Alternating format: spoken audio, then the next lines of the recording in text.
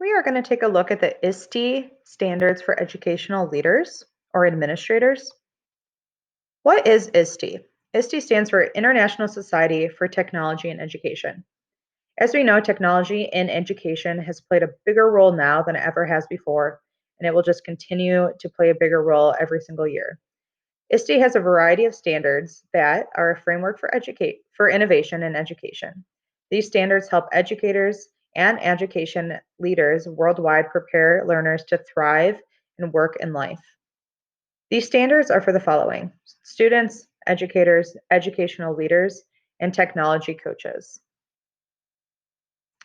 I'm going to focus on educational leaders. So when thinking about administrators or educational leaders in our schools, these standards are to guide administrators in supporting digital age learning, creating technology-rich learning environments, and leading the transformation of the educational landscape. So what do our schools really deserve? And more importantly, really, what do our students deserve? Equity, digital citizenship, shared vision between our administrators and our teachers, and really our community and stakeholders, team building, continuous improvement, and professional growth. So the first standard for those educational leaders is equity and citizenship advocate. We really are focusing on increasing our equity and digital citizenship all through the use of technology. We need to be able to use tech, model tech in a safe and ethical way. Standard 2 is about being a visionary planner.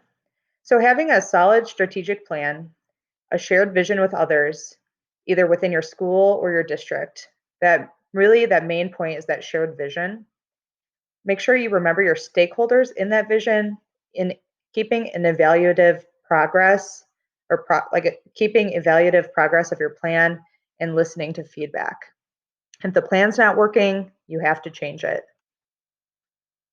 Number 3 is being an empowering leader.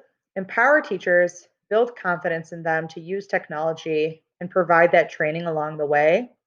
We know that some veteran teachers and even some young teachers who just don't have confidence in tech, they kind of give pushback. So we need to be building those empowered teachers, building empowered teachers in the classroom along with tech, even when people aren't watching them.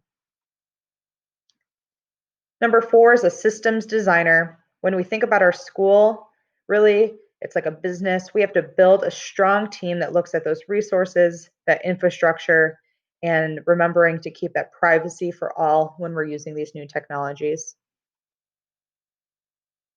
And the last one is being a connected learner. The main word I picked out of there was to model. We need to model, model, model.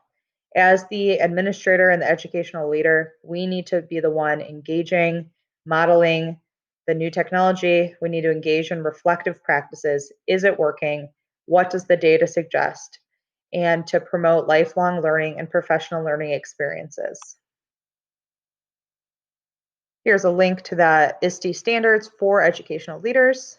And those were the standards for educational leaders about technology.